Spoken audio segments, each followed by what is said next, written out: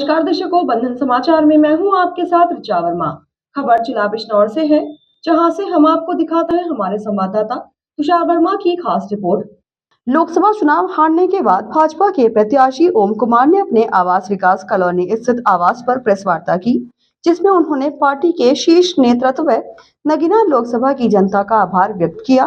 उन्होंने कहा कि मैं हमेशा भारतीय जनता पार्टी के साथ जुड़ा रहूंगा। मैंने अभी तक 3 बार चुनाव लड़ा है, जिसमें मैं हर बार ही जीता हूं। इस बार का चुनाव हारा हूं तो जो कमियां रह गई हैं उन पर विचार विमर्श किया जाएगा। उन्होंने विपक्ष पर निशाना साधते हुए कहा कि विपक्ष ने झूठे वादे करके जनता को गुमराह करने का काम किया है, जो जनता को कुछ ही दिनों में समझ आ जाएगा। उन्होंने कहा कि मैं चाहता हूं विपक्ष ने जो भी वादे जनता से किए हैं वह उन्हें जरूर पूरा करे। सबसे पहले भारत के संविधान के निर्माता डॉक्टर भीमराव अंबेडकर साहब और संतों में संत रहे गुरु रविदास जी तथा सभी धर्मों में जन्मे महापुरुषों के चरणों में नमन करता हूँ। आज इस देश के अंदर तीसरी बार एनडीए की सरकार ऐतिहासिक रूप से बनने के लिए जा रही है। आदरणीय प्रधानमंत्री जी श्री नरेंद्र मोदी जी और उत्तर प्रदेश के यशस्वी मुख्यमंत्री योगी आदित्यनाथ जी ने जो 140 करोड़ देशवासियों के लिए काम किया है, उसकी बदौलत आज तीसरी बार एनडीए की सरकार बनने के लिए जा रही है। मैं समस्त देशवासियों का, अपने प्रदेशवासियों का आभार व्यक्त करता हूं। नगीना लोकसभा वासियों का आभार व्यक्त करता हूं।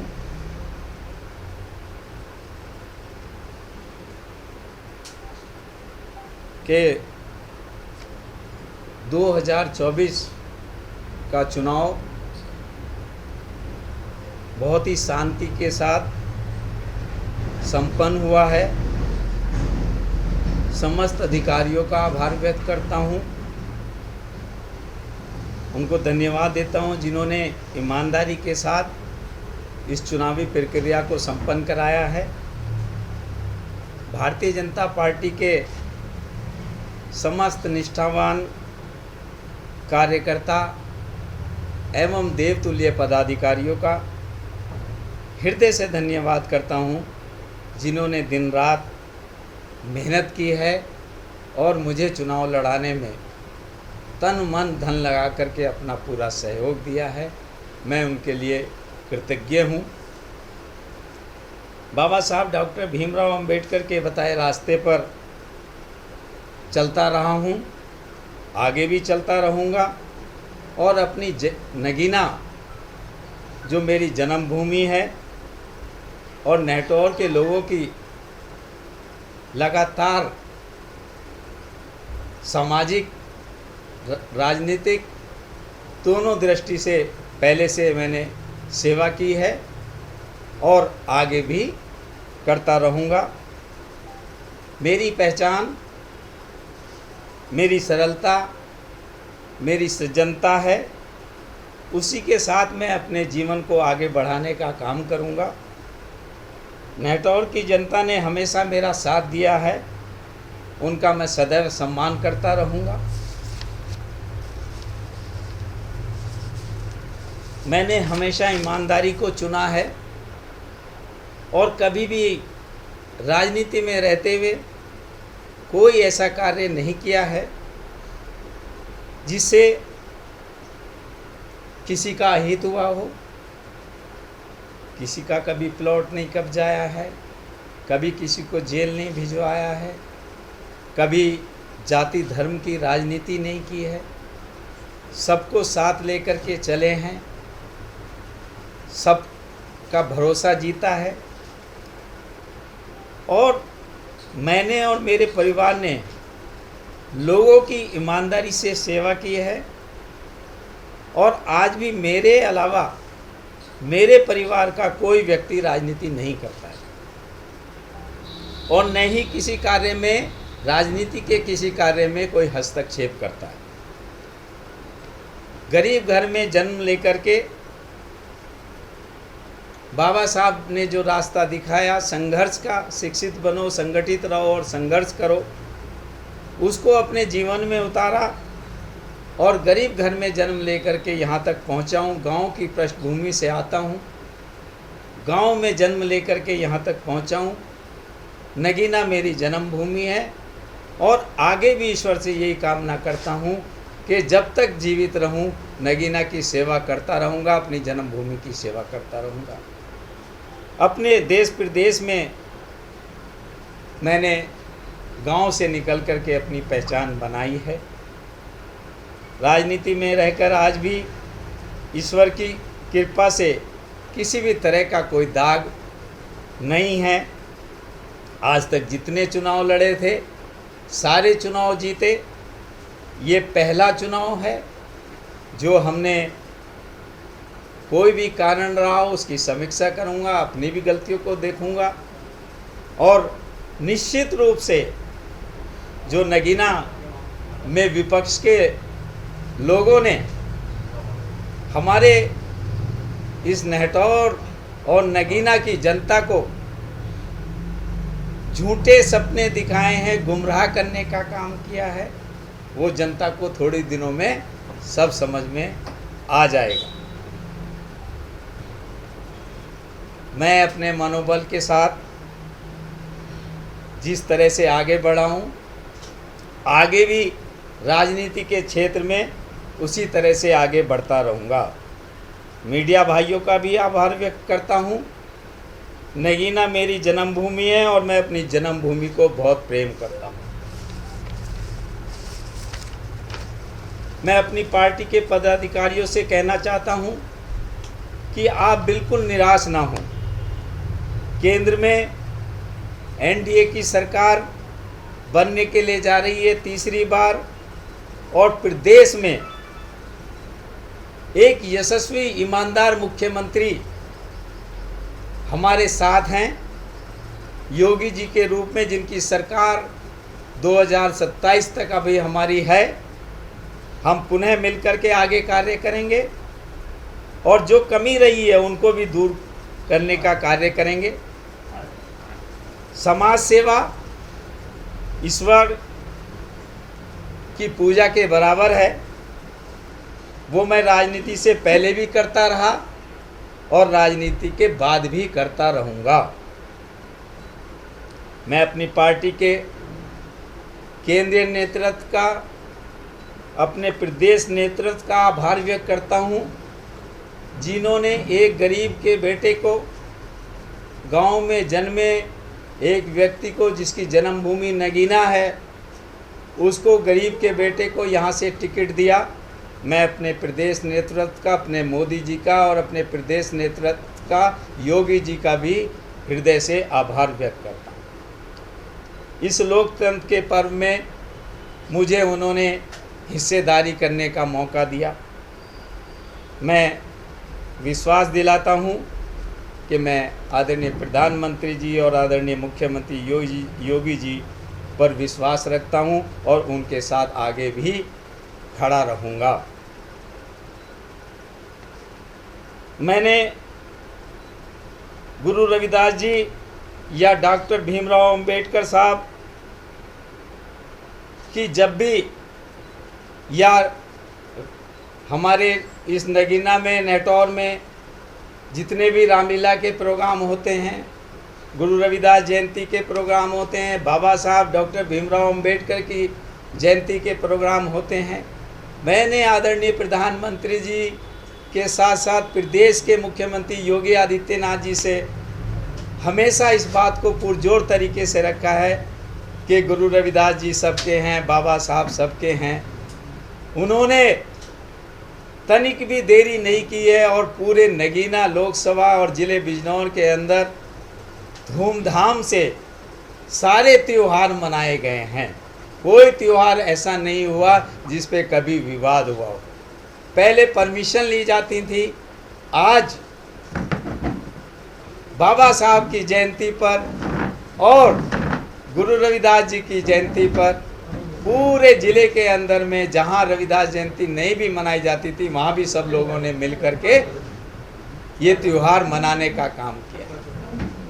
मैं अभी की बात करता हूँ, 2024 में हमारे अधिकारियों ने बाबा साहब की जयंती या गुरु रविदास जी की जयंती पर पूरे जिले के अंदर सब लोगों का सम्मान करते हुए कहीं कोई ऐसी परेशानी नहीं आने दी कि जिससे कोई विवाद खड़ा हो।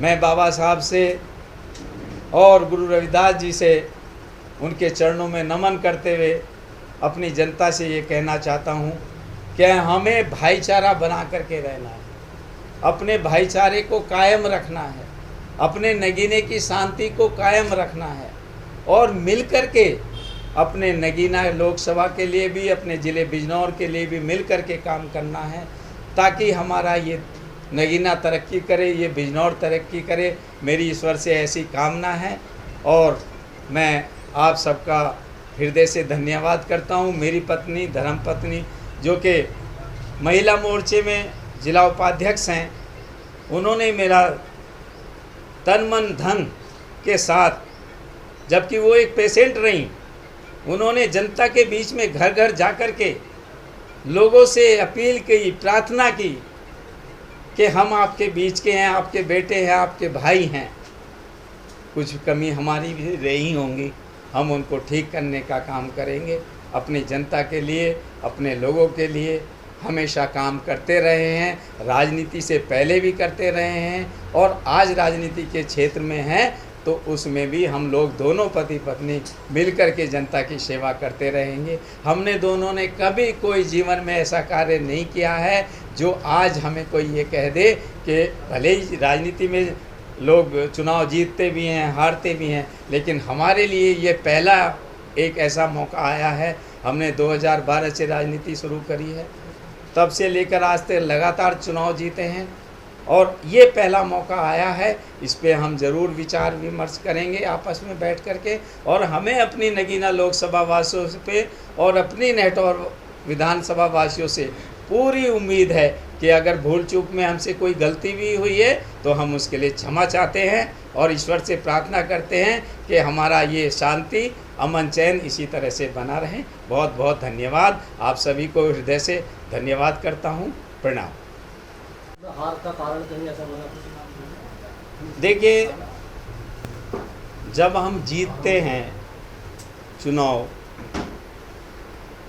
तो सब चीज़ें बहुत अच्छी दिखाई देती हैं और जब कोई कुछ गलत हो जाता है तो उसमें बहुत सारी कमियां हो जाती हैं। ऐसा कुछ नहीं है, पार्टी में कोई ना गुटबाजी है, सब लोग मोदी और योगी पे भरोसा रखते हैं, सब लोग उनके साथ हैं। मैंने तो बस एक ही बात कही है कि जो विपक्ष ने नगीना लोकसभा से वादे किए हैं कि यहाँ IIT बनेगी, यहाँ इंडस्ट्री आएगी, यहाँ लोगों को रोज़गार मिलेगा, मेरी ईश्वर से कामना है कि वो कार्य करके दिखाएं। ये चर्चा हो गई क्षेत्र में, ये अफवाह है, क्या है तो पब्लिक जानती होगी कि आज उन कुमार जी कहीं और जाने का इरादा बना है। मैं जब तक जीऊँगा, जब तक भारतीय जनता पार्टी में रहूँगा।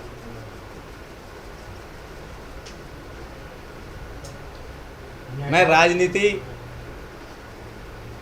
पेशेवर नहीं हूँ, मैं राजनीति सेवा के लिए करता हूँ। अच्छा, आप नेटौर से 3 बार विधायक जीत गए और इस चुनाव पर अगर नज़र डालें लोकसभा में तो कहीं ना कहीं वो वोट बैंक कम होता नज़र आया, उसका क्या कारण मानते हैं? जैसा मैंने बताया, 3 बार लगातार जनता ने ही जिताया। जब कोई व्यक्ति गुमराह कर देता है तो लोग उनकी बातों में आ ही जाते हैं। आज मुझे बड़ी खुशी होगी कि मेरे नगीने का विकास हो, मेरे ज़िले के अंदर अमन चैन बना रहे, जिस तरह से योगी जी ने अमन चैन बनाया है वो कायम रहे, और जितना डेवलपमेंट हो सकता है मैं भी सहयोग करने के लिए तैयार हूँ, लेकिन नगीने का डेवलपमेंट हो। तो क्या 2027 पर नज़र रहेगी या आने वाले लोकसभा की तैयारी में? जो मेरी पार्टी मुझे कहेगी, मैं भारतीय जनता पार्टी का एक सच्चा सिपाही हूँ। सच्चे सिपाही की तरह हमेशा काम करूँगा। मुझे अपने जनपद की, अपनी नगीना लोकसभा की, अपनी नेटौर की सेवा करने में जो आनंद मिलता है वो किसी चीज़ में नहीं मिलता।